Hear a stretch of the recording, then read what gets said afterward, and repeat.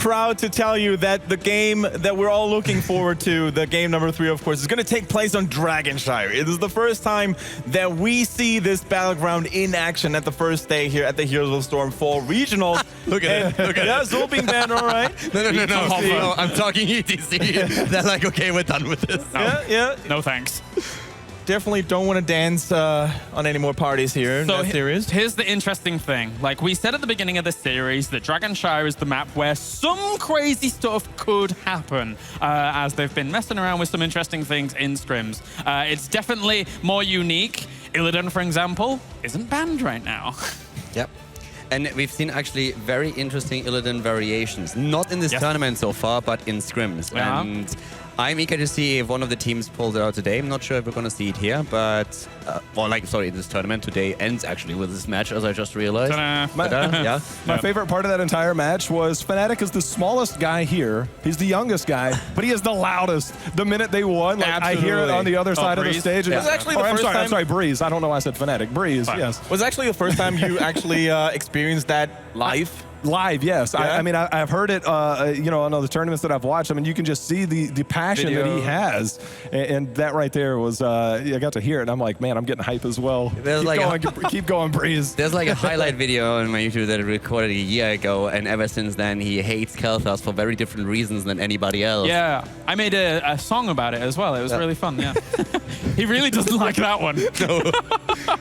So, we have the Muradin again. So, very early pick by Dignitas. I mean, for obvious reasons. Was a really, it was very strong in all the games that they played so far. They rely on him heavily. The Kel'Thas already taken. Falstead, of course, with their global mobility on Dragonshire is incredibly important. And they are actually switching away from Tassadar to secure themselves a top laner, first of all.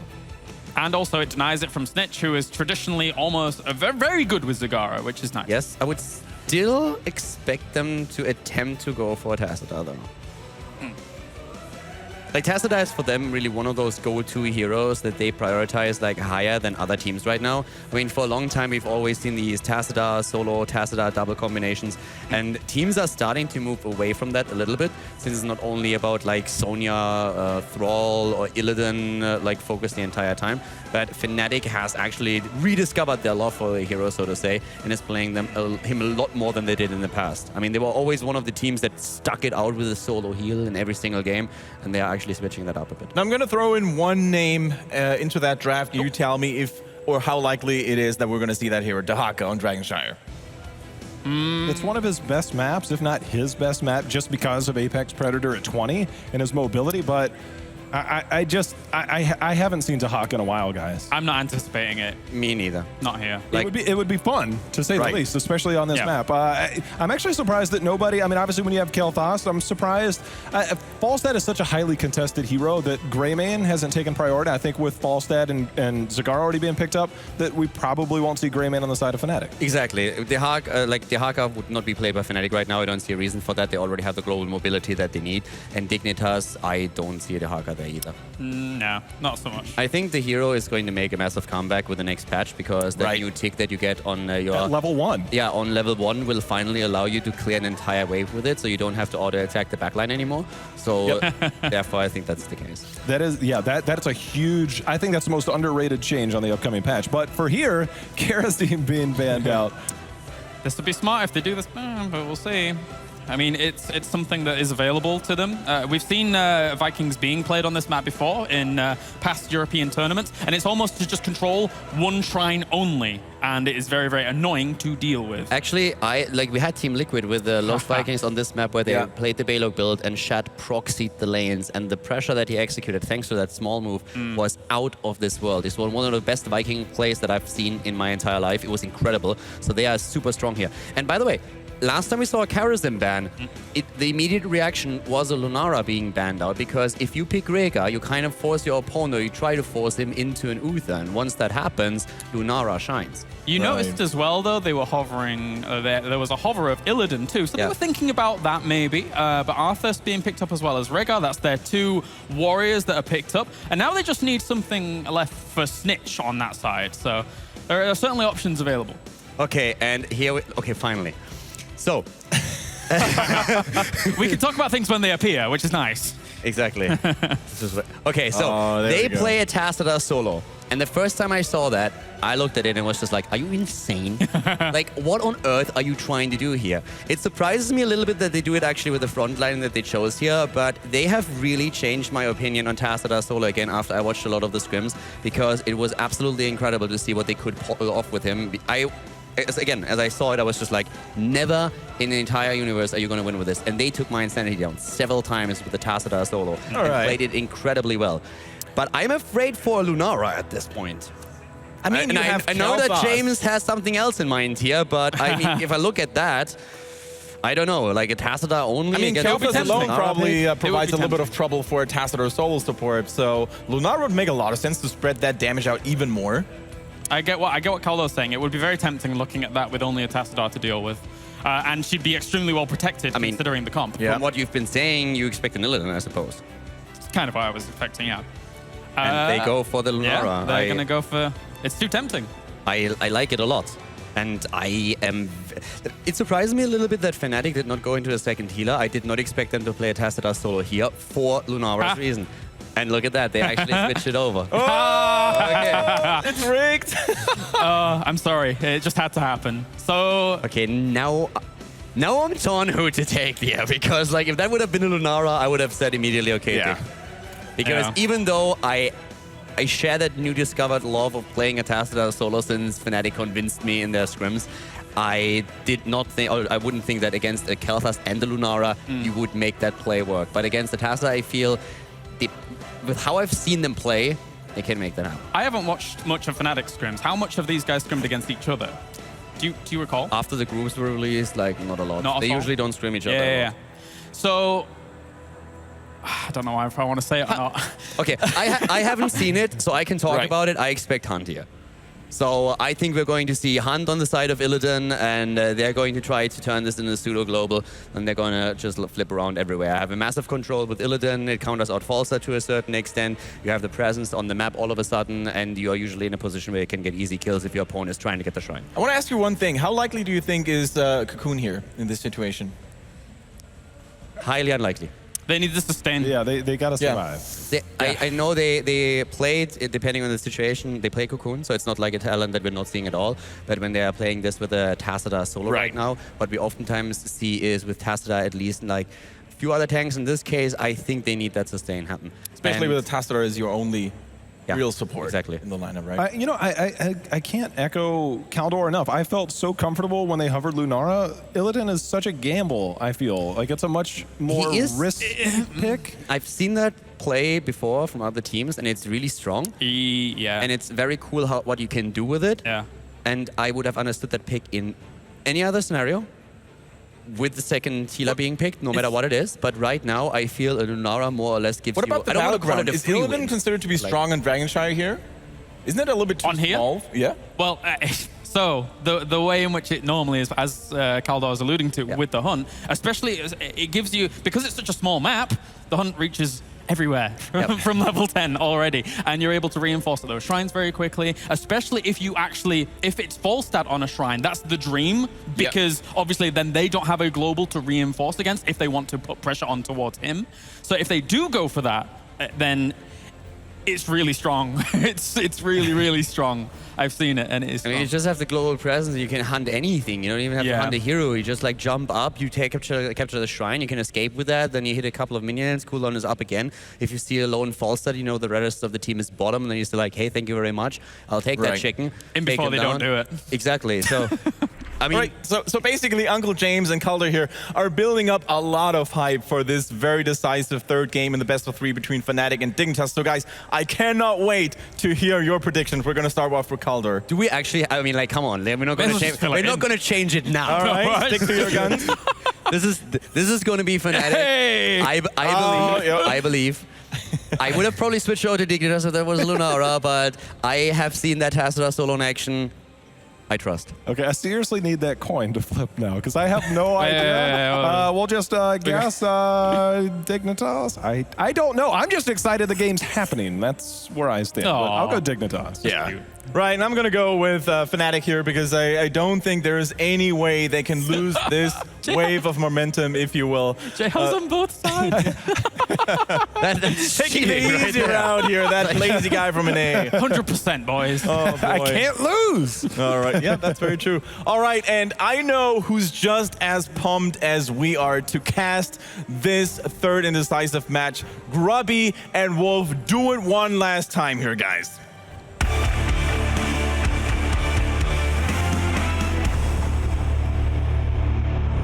Thank you very much, Kendrick. It is time to conclude day one here. We're going into our final game here on Dragonshire. I am super pumped. It's going to be hard to top that game too, but they're going to try, Grubby. Yeah, and Dignitas has almost a carbon copy of their first draft here, which looked so destructive against Fnatic. But after the second game, you can't count them out in any way, shape, or form whatsoever. And let's take a look at these teams arrayed here against each other here on the right side. The red team, Fnatic, Quacknix on Falstad, Smexy on Tassadar. We've got Swimpy once again on Zagara, just like last game. Breeze on Anubarak, and Wooby this time on Leoric. And very quickly for Dignitas, Mene is playing Kael'thas, this time JPL and Murden, Bakery on Rhaegar, Snitch playing Illidan, and Alex the Pro G bringing up the Arthas. And it'd be really interesting if we do see that pseudo global presence on Illidan with the hunt, because when I first saw the lock-in instead of Lunara, I was like, oh, I love the Lunara, I wanted it. I wrote it down already. Yeah, you wrote it down on the draft sheet, but L-U-N-A. It's like, no, it's Illidan. And when I think about what was said on the desk about the global presence of Hunt, I like it a lot more for the map. Yeah. And also even the small stun that it provides. So we'll see if that ends up being the case here, because they don't have double support to keep Illidan alive. A small stun of 1,000,000 years of hatred is right. what Illidan can bring. Of course, Dragonshire is not really a map where you continually group up as 5 to contest some kind of objective. It's almost always small parts of 3 max in different lanes. Maybe not the very beginning where you see that 4-man rotation, but contesting the shrines often happens in little pockets of heroes. So a hero like Falstad and Illidan can really tip the balance in the favor of either side. Now, if I'm not mistaken, this is going to be the first time that we see reanimation for Leoric. So he's actually going to have a lot more regen here this time. And that's good, because they only have Tassadar as a support. And he's not really a healer. He can protect you, he can shield you, he can increase your health once he has Kala's Embrace. But before then, and even after then, you're going to want some sort of regen on one of your 2 tanks. And I feel in this case, Leoric is going to be more of the tank, and Anubarak is going to be more of the bruiser. Yeah, he has dampened magic. That's going to help him perhaps block some skill shots. But Swimpy gets caught and killed here. Funnily enough, that's not how they seem to have done the grouping. I mean, the hero selection by player. Wubby, normally the bruiser or melee assassin, has gone on Leoric. And the main tank, quote-unquote, is Breeze on Anubarak. So yeah, first game Anubarak was by Breeze, second by Wooby, and now it's Breeze again. Yeah, we'll have to wait and see how they build them out here, as the roles are interchangeable, but you're absolutely right, and that's a really good point that I hadn't even really considered here. Sometimes it's just who you happen to have practiced, I suppose. You can only master so many heroes. Some people play like 11 different heroes, but you won't be a true master of them. Others, they prefer to stick to 2 or 3. We just see the Alex getting caught here, and in fact, this gank may be successful. Snitch can't offer much protection here or support. It looks like this will be a kill. Moral support mostly. Yeah, he watched him die very closely. Illidan and Arthas. Well, I'm not surprised he didn't give his life for Arthas based on the lore. There you go. That's right. You lore guys always make me feel bad because I don't know much about this story. I just know the game. I know the StarCraft lore, but that's about it. You're like, why aren't they friends? Yeah, I'm like, oh, no, they're on the same team. Didn't they fight together against Kerrigan? Oh, no, wait, wrong lore. Yeah, wrong game. Oh, no. We do see the Willing Vessel coming up here for Wooby as well here, so that does give him a lot more sustain, and perhaps he is going to be doing again, a premiere for Leoric's talent choices. Yeah. Recently a buff talent, 5% more healing. One of the reasons why he's seen more competitive play recently is very viable after that change. One of many changes to the hero. And right now, we're just seeing the shrines are traded. Top shrine controlled, of course, by Fnatic. They do have Quagnix and Breeze pushing this. And with Breeze's Beetle build here, his Legion of Beetles, he actually pushes lanes a lot harder and actually takes out ammo a lot faster. And they can leave Quagnix here, perhaps even to get this healing fountain, and they can fly down if a fight occurs in the bot. And because they have Smexy on Tassadar, the counter push in the bot lane, even with Siege Giants, is never going to be as damaging. Yes, it has killed one tower, it has killed half the wall, but the healing well, that's not something that should happen here, very likely. Of course, that Legion of Beetles is necessary, as it will lead into Leeching Plasma, which is a Nubrax's way of keeping himself alive without giving up Dampen Magic. Regeneration Master is a never pick. Is Snitch going to grab this solo kill up at top? Just barely not. I wanted to make sure we saw that there on screen before that flickered off. Unbound. Unbound, which actually has a small thing where you can't move for a while after using it, which is usually why people don't use it. Which means that Snitch really values the ability to ninja through walls. You can use Sweeping Strike to go through territory that normally would be inaccessible, which just shows how high of a value Snitch and Dignitas is placing on shrine control. Okay, well, we're going to see Wubby get blown up here. He is Leoric, so the death timer isn't going to be as much of an issue, but still the EXP here with this kill is now evened up on the side of Dignitas, and this will be 10 more seconds that Leoric is gone. He does have reanimation, so he comes back a little bit faster, so kills like this won't matter as much.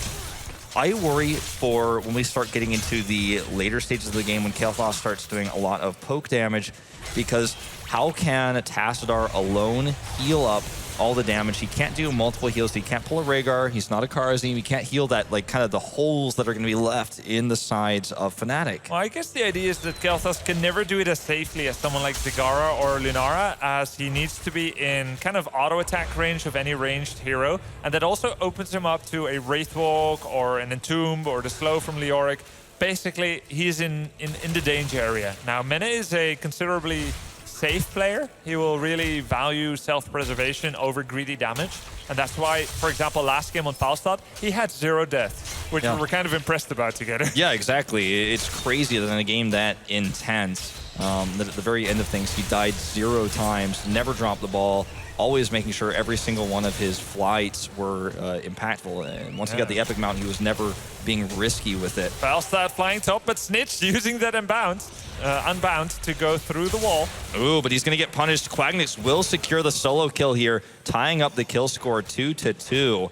And they will control the top shrine. Because Quagnix did just recently fly, he will have to take the slow walk, or I guess fly, on that Griffin all the way back here down to the bot lane, but I don't think they will be able to secure that second shrine in time here, or will they? They are coming down. There's the Entomb here by Wubby. Very nice Entomb. Bakery is going to get taken out. The final auto attack there from Schwimpy. And this will definitely secure the shrine, but they want more than that. Now they want another kill. Alex the Pro-G taking a lot of damage here. Looks like he will just barely be able to escape, using his heroic for that self-health sustain. Quagnix is going to go home and come up to actually be at full mana for this push, and it is going to be Wubby who channels to take the first Dragon Knight of the game. As Muradin there was saving Alex, it just struck me again, the lore. Sorry to bore you with that. No, it's not boring. It's actually saving interesting. Arthas, even though he pulled Frostworm against Muradin's wishes and against his counsel. It's like, wow, like this is a very forgiving man. And it also struck me, full Warcraft team by Dignitas, all 5. That's right, and that's the way to do it, right? Keep that consistent. Is Lunara also a Warcraft hero? Yeah, she's a Dryad for the Night Elf. So. I was going to say maybe they just picked Illidan like, at the end of it. to be a Warcraft team. By the way, we do have Hunt, and we're going to see it for the first time here. There's the fall of Howling Blast. Quagnix is in trouble. He needs to barrel roll away. Tassadar dropping that shield to keep him alive. Fnatic looks like they may want to turn on this, but they just don't have the health. They don't have the sustain. And Wubby getting very minimal damage here. And this is the power of the Hunt, that global presence, that Illidan, that pseudo-global, that temporary global presence with the stun that he can use to teleport in. It's not fully global, but very few global talents even are, including flight for Falstad. He can't actually literally fly anywhere. He has a small range. It can be if you want it to be. At level 20. That's true. Later on. And it's not just Global Hunt anymore. It also reveals people below a certain health point threshold, which is the newest addition for Global Hunt. A very pub stomp a kind of talent choice, which means like picking on people that may be less experienced, but it's not entirely without merit. Sometimes people drop low and it's kind of cool to see them and be able to finish them off, but yeah, probably it's going to be Bolt of the Storm. It's one of those cool changes we had when Blizzard started to buff the underpicked talents for some of these iconic heroes that are used not only in competitive play, but also commonly in Hero League. Right. And it's a surprise to me that we see the hunt less often in competitive play. I mean, not that we see it less often, but we don't see it almost ever at all. So much so that the fact that it's chosen here is a talking point for us. Yeah, I mean, I think it's because Dragonshire is a map that forces, despite not being the hugest, that forces individual, duo, and triple grouping. Yeah. Because the hunt, it just doesn't have as much value as meta in a big team fight. Exactly. It's just that power of an instant rotation We that can might see often more secure the a kill. hunt next patch. Yeah, definitely a possibility with the changes that are coming through. So this might be a precursor to something to come. Snitch here taking us through the ropes of the brave new world. Oftentimes, in times where a tournament like this is played on an older patch, players will practice something that will also be relevant in the next patch. So, for example, when they play their next regional, they already kind of have in mind this strategy, and they kind of, it's like playing with heavier weights. You're like, okay, this style isn't quite perfect yet, but once we perfect it, imagine what it's going to be like when this gets buffed, how powerful this will be. Plus, it's like the new insight you get from considering something that you had previously written off as being irrelevant. Yeah. It's pretty cool. And Snitch is actually providing the role that ETC once used to have. Split soak, being able to join your teammates in just a moment's notice, getting that experience and that push of the lane. Big commitment here from Dignitas in the bot lane, punishing that rotation up the top. Snitch does escape, but so will Wubby. So it ends up being two big rotations that neither will secure a kill with. An experienced lead right now for Fnatic, just a whole level up, but they're both on the same level 13 talent tier. And this has been a very passive game with only one Dragon Knight that was so far pretty useless. A good response here from Dignitas. I think the late game for both teams definitely has merit. With the hunt, though, Illidan's scaling may fall off a little bit. He's not going to be able to get that second Metamorphosis talent. Yeah, And the meta offers so much. It's like a panic button to escape, bonus health. You can dodge a lot of damage and skill shots and stun trains.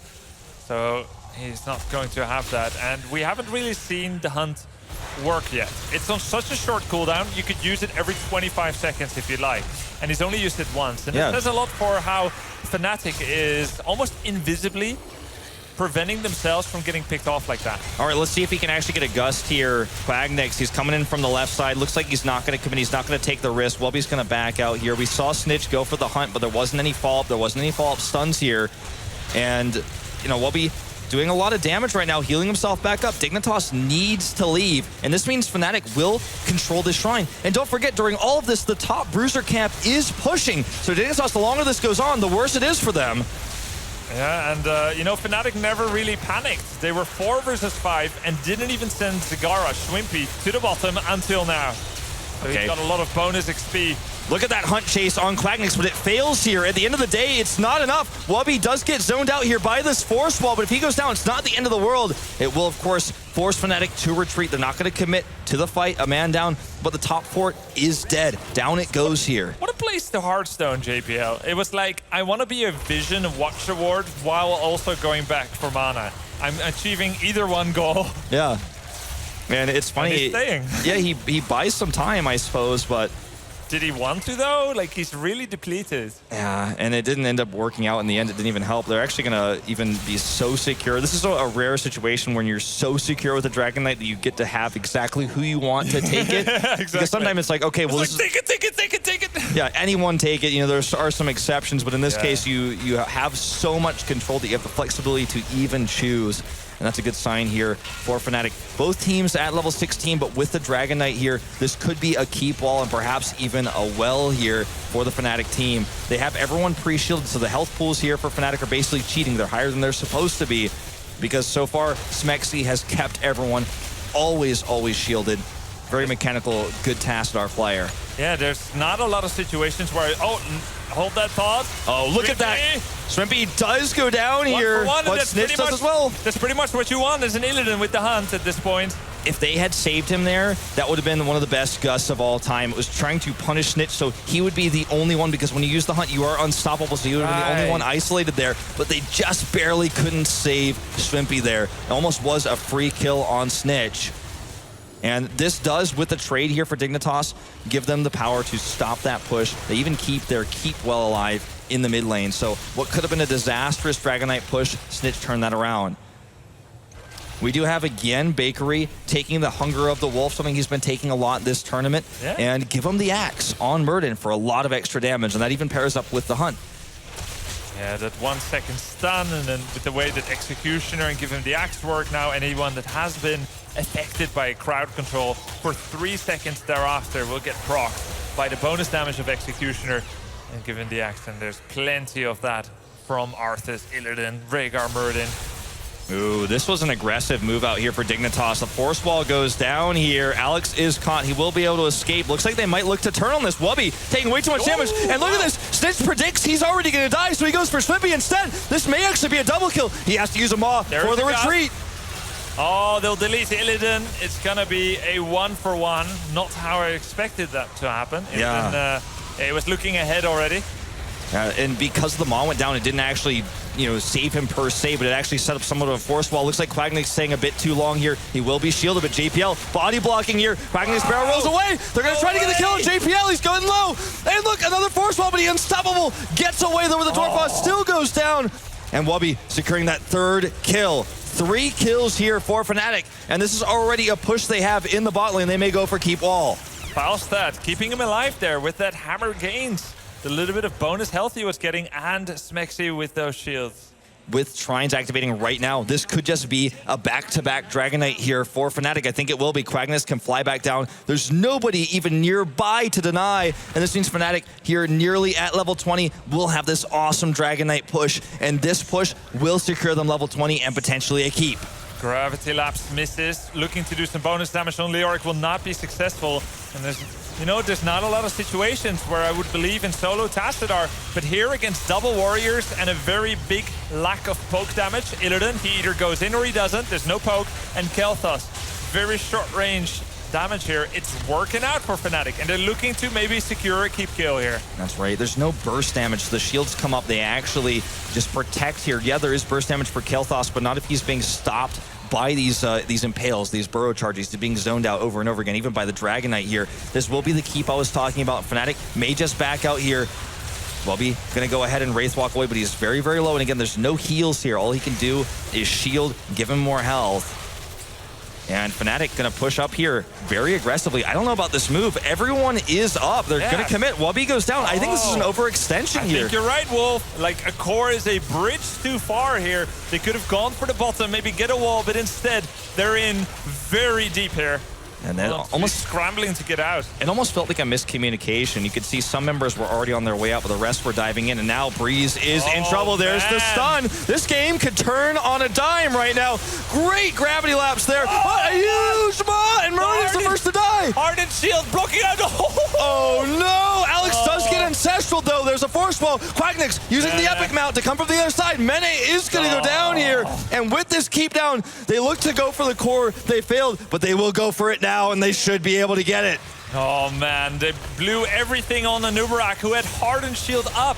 They used every important cooldown, and then the Devouring Maul turnaround. Fnatic beautifully turning this on its edge again, and now definitively going for the final move, the coup de grace. Here we go, Fnatic finishing the core. And Dignitas will be defeated here in what many may consider an upset. Fnatic not able to represent Europe in the last 2 championships, but this time they are going to advance over Dignitas. GG! Fnatic will take it 2-1.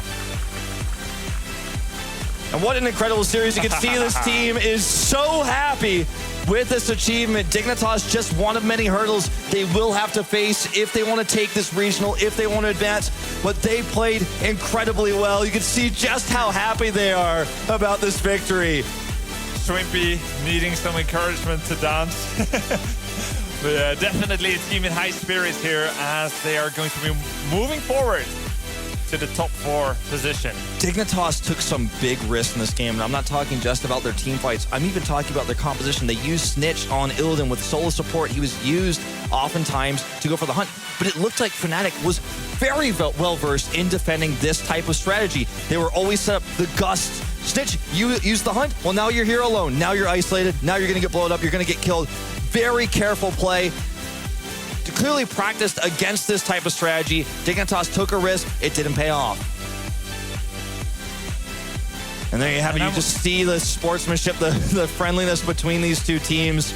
Wobby actually a member himself of Dignitas in the past, now defeating his old teammates. Yeah, and in some ways, as much respect as they may have for each other, this could have been a bit of a grudge match. Absolutely. So there's so much pride on the line for these two teams. And today, in this final match, in this final game, Fnatic proved that today they are the better team of these two European Titans. Very, very exciting series. We saw one of the best of this tournament we've seen thus far. And it really lived up to the hype, lived up to the expectations here. Such a great game. But before we get too deep into it, I'm going to leave that to the panel. So Kendrick and the boys, take it away.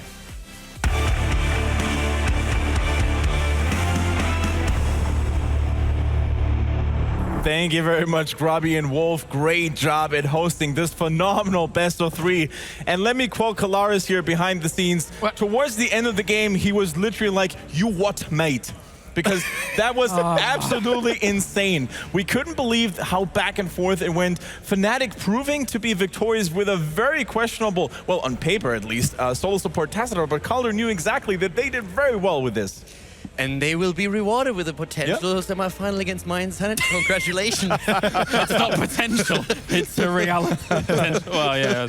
No, but like the solo Tassadar, as I said, they convinced me. I was very skeptical, and they just showed exactly how strong it can be if you play it right, and it was really impressive. What is the secret behind it? How do you have to play in order to make a solo support Tassadar work these days? I haven't figured it out yet, but I'm going to let you know. It's just like, the way that they take their engagements is actually absolutely fantastic. They have always an escape path open to them. Tassadar is able to shield them when they go in, so especially the first approach in the team fight is of course great for them because all the heroes are usually pre-shielded, and then they are always able to just like, they switch the heroes out basically, and the one goes back, gets shielded, goes back in. They have their self-sustain. I mean, Lord Heroic of course, first of all. Then you have Anuburak who goes leeching Scarabs after he went for the Army of Beetles, so you have the two, have the Hive Mind. So the longer the fight lasts, the longer all these heroes stand in and have a chance to just like regenerate those hit points, as long as you make sure that they don't get bursted down right away. It's even further than the conventional Drain Hope build. It's like the cooldown reduction on 16 as well, to make sure that they have that little bit of extra sustain to just go that little bit further. So it's nice.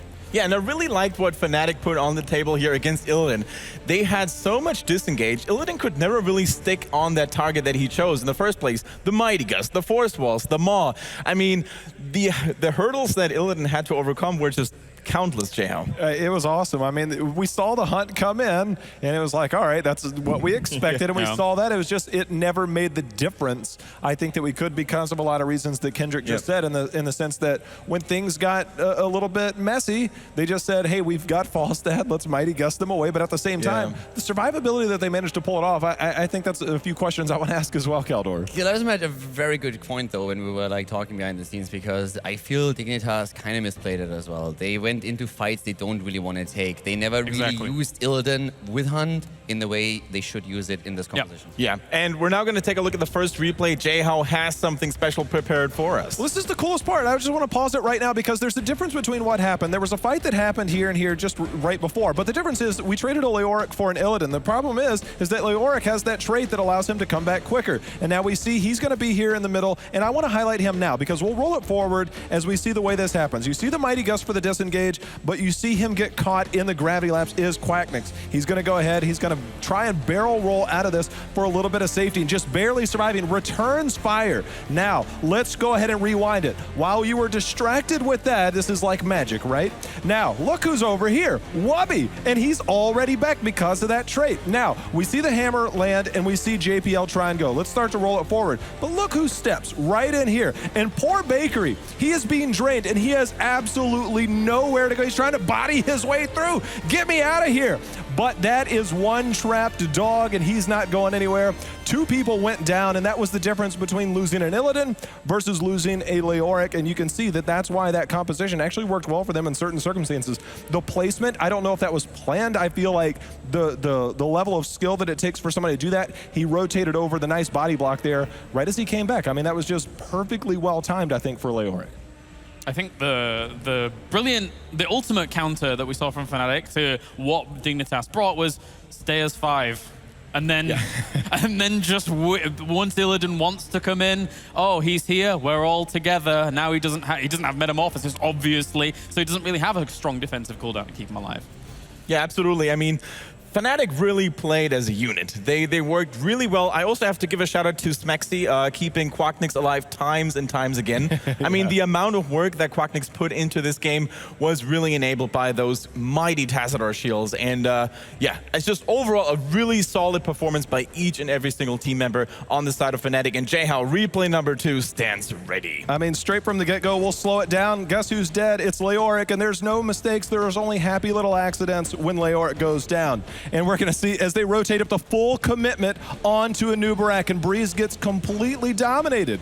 Or does he? As we see the gravity lapse landing, the flame strike is there, and it just manages to survive as we roll it back because there is one person, and I can't wait to talk to this guy, Schwimpy, who's going to land a 3-person mole right at the last second to save a Nubarak there, and that is one of the plays of the game because right after this, guys, they were able to follow it up as Muradin went down, and you're going to see the instant follow-up here as the Burrow charge comes in. Illidan went down. Alex gets the heal, but at that point, it's 2 down. And roll it back one more time because everybody is able to stay alive as we talked about. As we see the flight over from Quacknix comes in, and we're not even on the replay anymore. Just doing his thing, so you know. Excited. Calm down. I just wanted to talk to this guy so much. All right. Hi, Martin. Anyway, we're now being joined by Schwimpy. Of course, a great Zagara play here at the very end. Jayhao was absolutely into it. But congratulations on winning one of the most epic games that we've seen, not only in this tournament, but I think in the recent Heroes of the Storm history.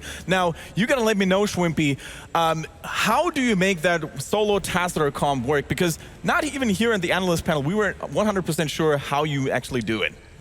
I'm not quite sure either, but I mean, Leoric is never dead, basically, so we don't really need a support for him. A noob can always disengage. We have Zagara with long-range poke, like with the Hydras and auto-attacks. And if I get in trouble, we have Gust, so basically they can never sit on any one of us.